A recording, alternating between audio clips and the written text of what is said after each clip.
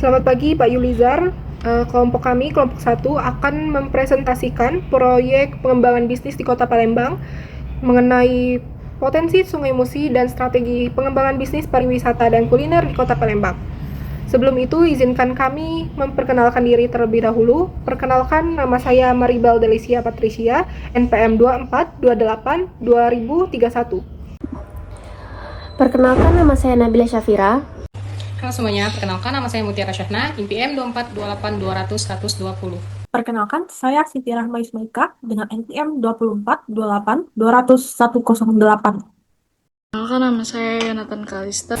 Perkenalkan, nama saya Raden Ayu Habibah, NPM 2428-2001-30. Perkenalkan, nama saya Mona Lisa.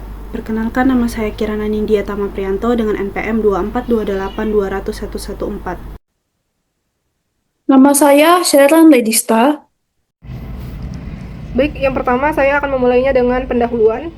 Itu dilatar belakangi dengan Kota Palembang merupakan salah satu kota tertua di Indonesia yang memiliki sejarah kuat, yaitu Kerajaan Sriwijaya. Perkembangan kota sangat dipengaruhi oleh Sungai Musi. Sungai Musi ini berperan dalam sejarah, transportasi, perdagangan, serta kehidupan sosial, budaya, dan ekonomi masyarakat, sekaligus menjadi identitas utama dari Kota Palembang. Sungai Musi ini berpotensi besar sebagai wisata sungai, kuliner terapung, dan juga wisata budaya unggulan. Namun, pengembangan wisata Sungai Musi masih menghadapi kendala berupa keterbatasan infrastruktur, sistem transportasi sungai yang belum terintegrasi, dan masalah lingkungan, serta promosi yang masih belum optimal. Oleh karena itu, proyek ini bertujuan untuk menganalisis strategi pengembangan wisata Sungai Musi melalui penguatan infrastruktur, optimalisasi transportasi, dan strategi pemasaran berkelanjutan untuk meningkatkan daya saing pariwisata dan kesejahteraan masyarakat.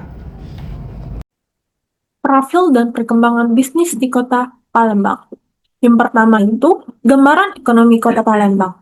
Jadi, Kota Palembang itu berperan sebagai pusat perdagangan, jasa, pariwisata di Sumatera Selatan dengan struktur ekonomi yang didominasi oleh sektor tersier.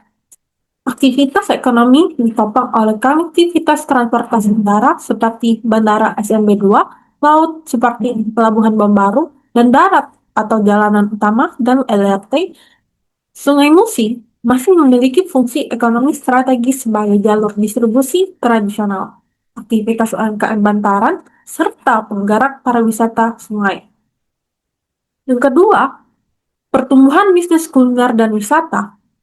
Pertumbuhan bisnis kuliner dan pariwisata ditandai dengan oleh meningkatnya komersialisasi kuliner khas Palembang seperti pempek, tekwan, mie celor, dan pindang sebagai produk wisata. Kawasan Sungai Musi, Jembatan Ampera, BKB, dan Pulau Kemarau menjadi pusat konsentrasi usaha restoran, wisata perahu, event budaya, dan UMKM kreatif yang menciptakan multiplier effect bagi perekonomian lokal. Selanjutnya yang ketiga itu ada tren bisnis dalam 5-10 tahun terakhir. Tren bisnis bergerak ke arah experience-based tourism, di mana wisatawan mencari pengalaman budaya, visual, dan interaksi lokal. Digitalisasi pemasaran melalui media sosial, platform ulasan, dan marketplace menjadi strategi utama. Kolaborasi lintas sektor seperti pemerintah, swasta, komunitas meningkat melalui festival sungai, event kuliner, dan promosi destinasi dengan pemulihan pasca pandemi yang relatif stabil. Yang keempat, tantangan perilaku bisnis. Tantangan utama perilaku bisnis itu meliputi persaingan usaha yang ketat, keterbatasan modal, dan inovasi, serta ketergantungan pada musim dan cuaca, terutama pada wisata sungai. Kualitas SDM, literasi digital yang belum merata, kebersihan sungai, pengelolaan infrastruktur wisata, dan belum konsistennya kebijakan pengembangan pariwisata berkelanjutan menjadi hambatan struktur. Baiklah, untuk kondisi aktual wisata sungai dan kuliner Palembang. Yang pertama, wisata Sungai Musi saat ini. Sungai Musi menjadi tempat utama pariwisata Palembang yang mengintegrasikan sejarah, budaya, dan aktivitas ekonomi dengan ikon Jembatan Ampera, BKB, Pulau Kemarau, dan Pasar 16 Iring. Target 2,5 juta wisatawan pada tahun 2025, serta lonjakan kunjungan kurang lebih 38% saat libur lebaran menunjukkan Sungai Musi sebagai magnet utama wisata domestik. Pemerintah mulai mengarah pada pengelolaan profesional melalui perbaikan dermaga, kapal wisata, dan pengembangan paket religi budaya. Namun, kualitas akses dan standar layanan masih belum seimbang dengan potensi destinasi. Yang kedua, bisnis kuliner saat ini. Kuliner khas Palembang seperti pempek, mie celor, pindang menjadi keunggulan kompetitif utama dan motivasi utama kunjungan wisata. Konsentrasi sentra kuliner di kawasan Sungai Musi dan Pasar 16 Ilir memperkuat keterkaitan wisata budaya kuliner dan menciptakan multiplier efek bagi UMKM lokal. Namun, UMKM kuliner masih menghadapi kendala manajemen, pemasaran digital, dan konsentrasi kualitas yang berpotensi menurunkan pengalaman wisata dan loyalitas pengunjung. Kondisi aktual wisata sungai dan kuliner Palembang. Yang ketiga, pariwisata Kota Palembang secara umum. Pariwisata Palembang berada pada fase pertumbuhan positif untuk kontribusi 30% terhadap PAD dari sektor pariwisata dan ekonomi kreatif. Selain Sungai Musi, Palembang mengembangkan spot tourism seperti Jakabaring, wisata budaya, religi untuk event tahunan sebagai strategi diferensiasi untuk memperpanjang lama tinggal wisatawan. Tantangan utama yang masih terletak pada infrastruktur, kualitas dan layanan publik, dan konsistensi promosi destinasi. 4. Perilaku dan kepuasan wisatawan. Kepuasan wisatawan terhadap atraksi budaya dan wisata sungai belum optimal akibat terbatasnya amenitas dan aksesibilitas. Wisata menunjukkan perilaku konsumsi yang kuat terhadap kuliner lokal dan berperan besar untuk keputusan kunjungan dan rekomendasi. Meski daya tarik sungai dan kuliner tinggi, persepsi terhadap kenyamanan dan fasilitas modern kota masih relatif rendah, sehingga peningkatan kualitas layanan dan pengalaman destinasi menjadi kunci penguat citra pariwisata Palembang. Saya akan menjelaskan analisis SWOT di bagian wisata air. Yang pertama yaitu ada strengths, bagiannya ada daya tarik alam dan budaya unik. Yang kedua yaitu ada wisata air yang sudah dikenal wisatawan. Yang ketiga yaitu lokasi strategis di pusat kota. Dan yang terakhir yaitu ada potensi integrasi dengan atraksi lain. Yang kedua, weakness. Yang pertama yaitu fasilitas wisata yang belum optimal. Yang kedua itu ada pemanfaatan potensi belum maksimal. Yang ketiga yaitu kualitas layanan dan produk wisata masih rendah. Dan yang terakhir yaitu ada kondisi lingkungan sungai yang optimis. Selanjutnya yaitu opportunities. Nah, pengembangan ide dan konsep wisata air Sungai Musi yaitu konsep wisata sungai terpadu. Nah, wisata air Sungai Musi ini dapat dikembangkan sebagai wisata terpadu yang menghubungkan transportasi air, wisata sejarah, budaya, dan kuliner dalam satu jalur perjalanan. Contohnya yaitu rute wisata air yang menghubungkan Benteng Kota Besar, Jembatan Ampera, Kampung Arab, dan Pulau Kemarau. Selanjutnya itu ada threats. Yang pertama itu persaingan dari destinasi lain. Yang kedua yaitu keterbatasan dana dan investasi.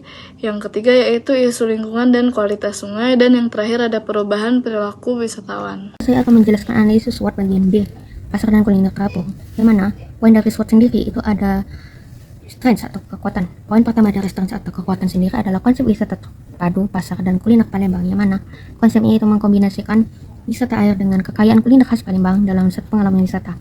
Poin kedua yaitu kekayaan kuliner tradisional khas Palembang, yang mana keberadaan pempek, tekwan, mie celor, dan pindang sendiri memperkuat identitas kuliner lokal yang sudah dikenal dengan luas. Poin ketiga yaitu nilai budaya masyarakat sungai, yang mana aktivitas pasar dan kuliner terapung mencerminkan budaya masyarakat Sungai Musi yang berkembang sejak lama. Poin keempat yaitu lokasi strategis di pusat kota, yang mana Sungai Musi berada di pusat kota Palembang sehingga mudah dijangkau oleh wisatawan. Poin kelima yaitu dukungan kawasan wisata sekitar, yang mana kedekatan dengan Benteng Kota Besar dan kawasan Pasar 16 Ilir sendiri menjadi daya tarik tambahan bagi pengunjung. Weakness atau kelemahan, yang mana poin pertama dari weakness sendiri adalah keterbatasan fasilitas sanitasi, yang mana fasilitas kebersihan dan sanitasi di area pasar dan kuliner terapung masih belum memadai. Yang kedua yaitu pengelolaan kebersihan sungai masih belum optimal, yang mana masalah sampah dan kebersihan sungai masih menjadi kendala utama dalam pengembangan wisata terapung. Poin ketiga yaitu pengaturan arus pengunjung masih belum tertata, yang mana perpindahan pengunjung dari darat ke perahu masih belum memiliki sistem pengaturan yang baik. Poin keempat yaitu ketergantungan pada infrastruktur pendukung, yang mana pengembangan pasar dan kuliner terapung masih sangat bergantung pada ketersediaan dermaga dan fasilitas pendukung lainnya. Yang kelima yaitu belum optimalnya pengelolaan berkelanjutan, yang mana pengelolaan yang ada masih belum sepenuhnya mendukung keberlanjutan jangka panjang. Lalu poin ketiga dari SWOT sendiri yaitu opportunities atau peluang, yang mana di sini kami menawarkan paket wisata floating kuliner Sungai Musi, yang mana paket wisata terbaru floating kuliner Sungai Musi ini merupakan pengembangan wisata kuliner berbasis pengalaman atau experiential tourist yang mengintegrasikan kekayaan gastronomi khas Palembang dengan keindahan panorama Sungai Musi dalam satu rangkaian perjalanan yang autentik, yang mana di sini terdiri dari beberapa komponen, yang mana jenis usahanya itu wisata kuliner dan air terpadu. Destinasinya itu dermaga Poin BKB, Perahan Sungai Musi, dan Pasar 16 Ilir. Lalu untuk modanya itu perahu ketek wisata dan kapal kuliner terapung. Lalu durasinya itu sekitar mulai dari 2 sampai 4 jam sesuai dengan paket makan.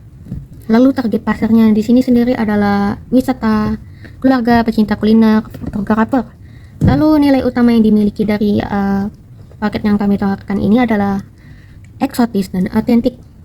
Lalu potensi pendapatan kami itu bisa didapat dari penjualan makanan, sewa perahu, dan paket catering. Lalu di sini ada paket kedua yang kami tawarkan, yang mana ini namanya paket wisata floating kuliner Sungai Musi, yang mana inovasi layanan kuliner terapung digital merupakan pengembangan konsep pasar dan kuliner terapung yang memadukan kearifan lokal dengan teknologi digital modern.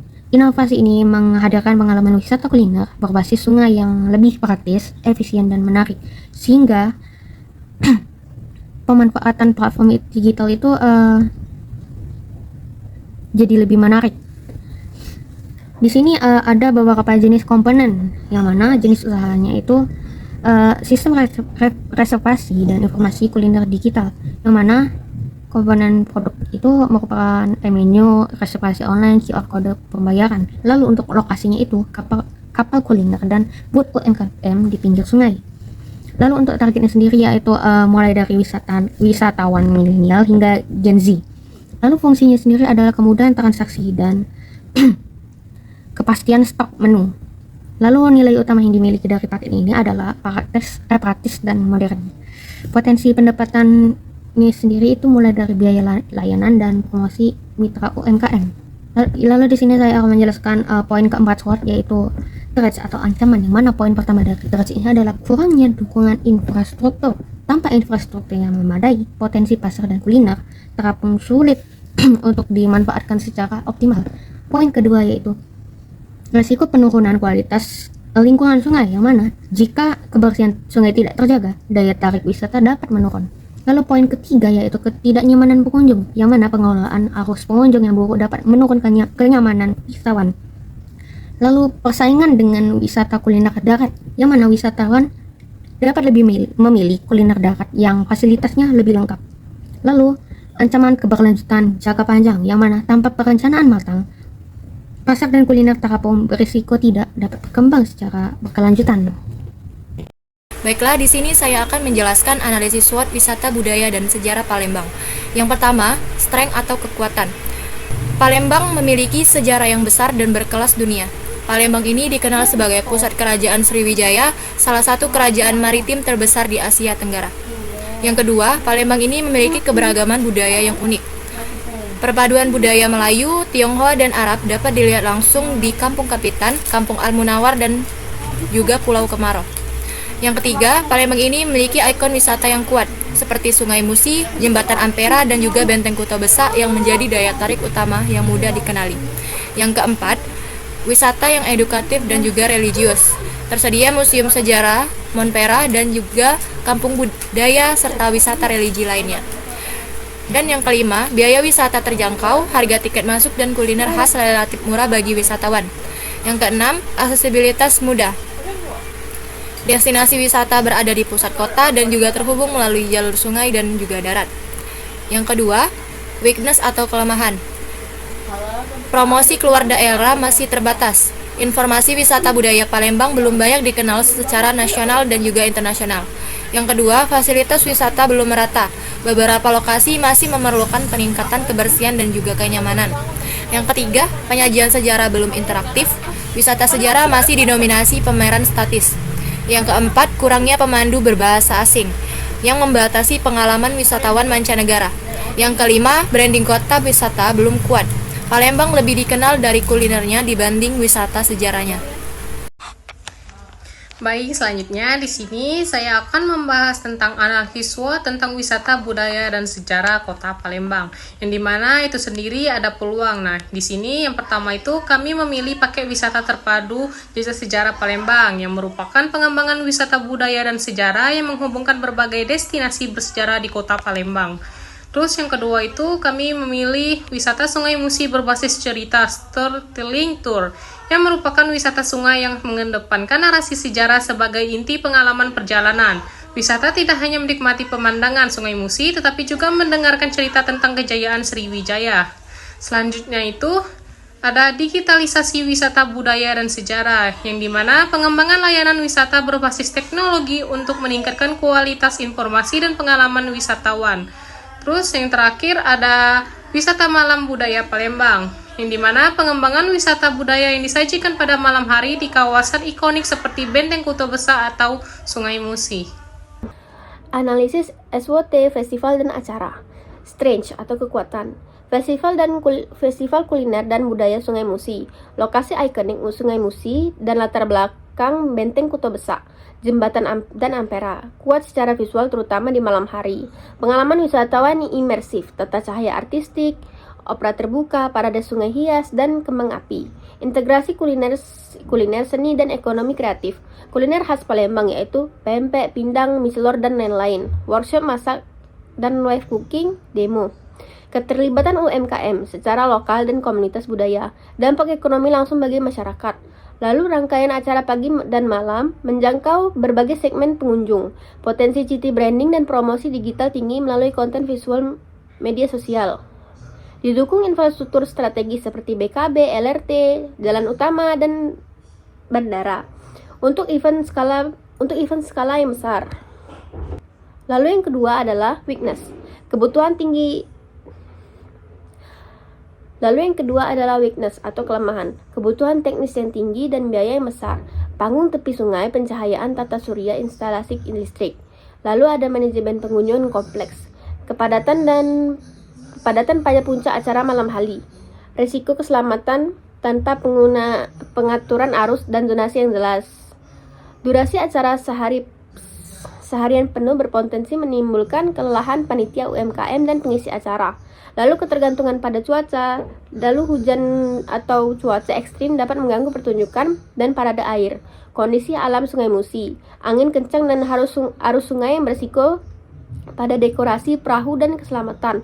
Memerlukan kontingensi plan, pembatas zona air, dan koordinasi lintas instansi. Selanjutnya, opportunities atau peluang.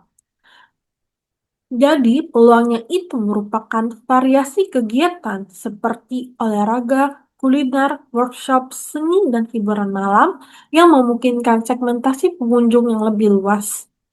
Workshop, live cooking, dan promo kuliner membuka peluang peningkatan interaksi pengunjung serta pendapatan UMKM lokal. Penetapan opera Sungai Musi sebagai agenda rutin bulanan berpotensi menjadi daya tarik wisata budaya unggulan dan berkelanjutan. Selanjutnya ada parade perahu hias dan pertunjukan malam menciptakan daya tarik wisatawan malam yang masih terbatas di kota Palembang. Selanjutnya, sistem tiket daring dan luring membuka peluang pengelolaan acara yang profesional dan tertib, serta peningkatan pendapatan non-kuliner. Yang terakhir itu ada atraksi budaya dan visual malam hari yang memperkuat citra Sungai Musi sebagai ruang pertunjukan budaya terbuka yang ikonik. Berikut adalah contoh fotonya, dan ini merupakan kalender acara bulanan. Dan yang terakhir, threats atau ancaman. Tingginya persaingan antar daerah dalam penyelenggaraan festival kuliner dan budaya berpotensi mengurangi daya tarik jika tidak diimbangi inovasi dan peningkatan kualitas acara. Selanjutnya, ada resiko cuaca buruk dan kondisi alam di kawasan sungai dapat mengganggu kelancaran kegiatan serta kenyamanan pengunjung. Selanjutnya, potensi masalah kebersihan dan pencemaran sungai apabila pengelolaan lingkungan tidak dilakukan secara ketat dan berkelanjutan. Selanjutnya, ada ketidakpastian kondisi ekonomi seperti fluktuasi daya beli masyarakat serta perubahan dukungan sponsor dapat mempengaruhi jumlah pengunjung dan keberlangsungan pendanaan. Yang terakhir ada meningkatnya tuntutan keamanan dan keselamatan publik akibat kepadatan pengunjung dan risiko teknis kegiatan. Baik, selanjutnya saya akan memaparkan analisis SWOT pada bidang infrastruktur, transportasi, dan juga pemasaran. Yang pertama, strengths, yaitu kekuatan. Kami dapat melihat pada bidang infrastruktur dan transportasi, Kota Palembang memiliki LRT pertama di Sumatera, memiliki Sungai Musi sebagai jalur transportasi dan wisata, memiliki jaringan jalan utama relatif baik, terutama di koridor strategis seperti di Jalan Sudirman, Merdeka, dan juga kawasan Jakabaring. Kemudian, Kota Palembang juga memiliki Bandara Internasional Sultan Mahmud Badarudin II yang mendukung konektivitas Palembang dengan kota-kota besar yang ada di Indonesia dan juga rute regional dan luar negeri. Lalu kemudian memiliki terminal dan pelabuhan sungai yang tentunya masih berfungsi dengan optimal.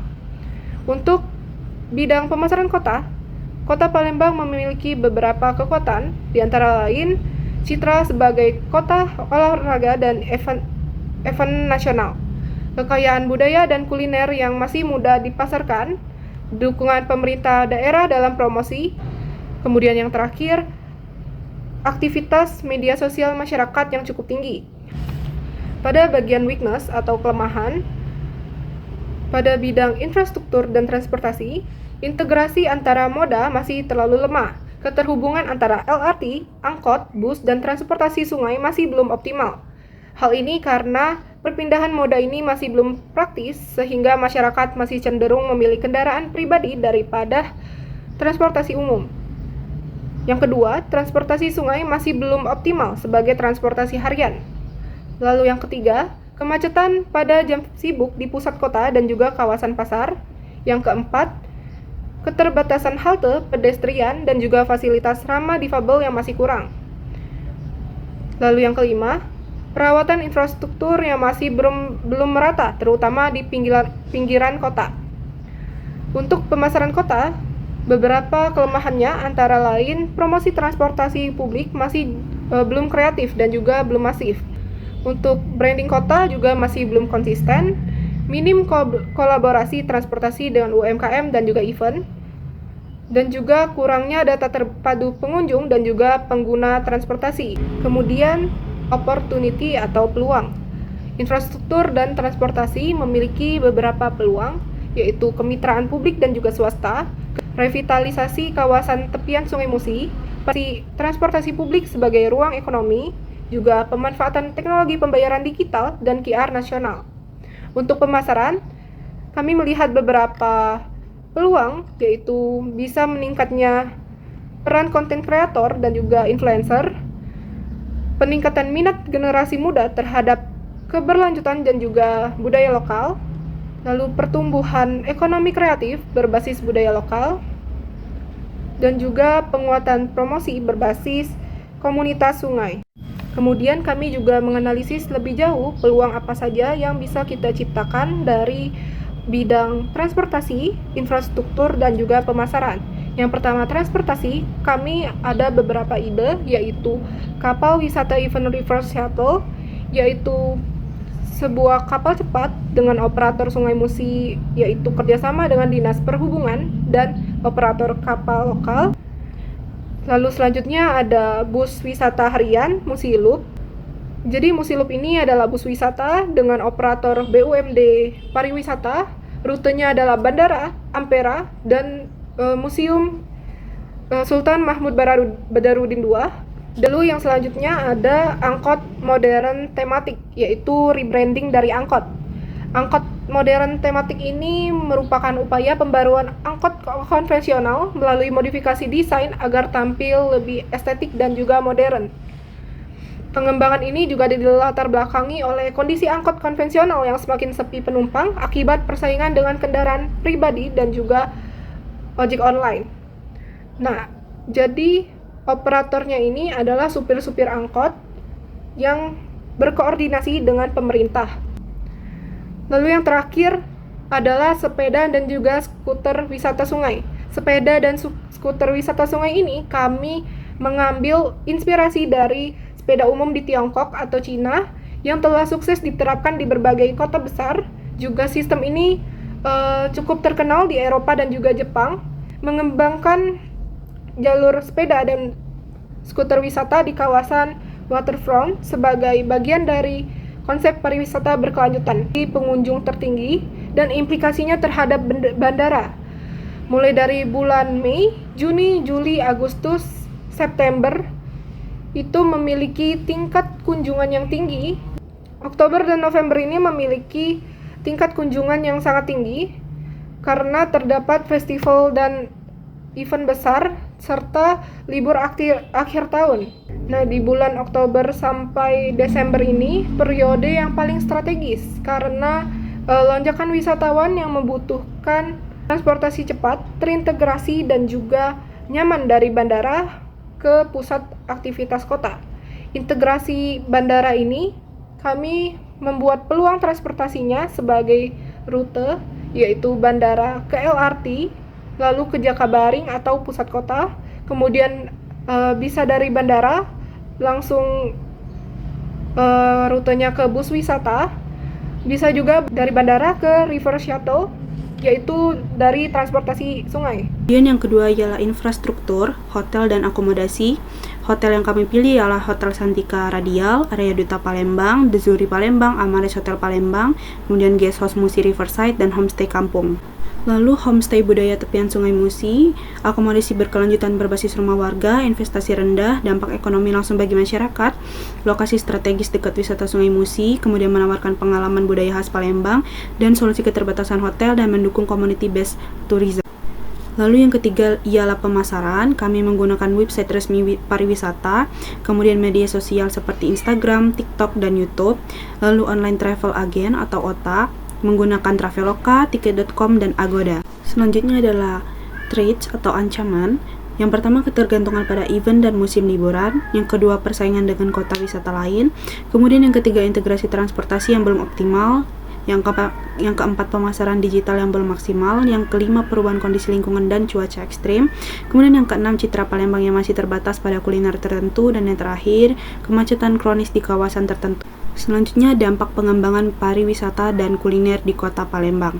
Yang pertama ialah dampak ekonomi, pendapatan daerah dan masyarakat lokal, kemudian mendorong pertumbuhan UMKM, khususnya kuliner, transportasi sungai, penginapan, dan jasa wisata.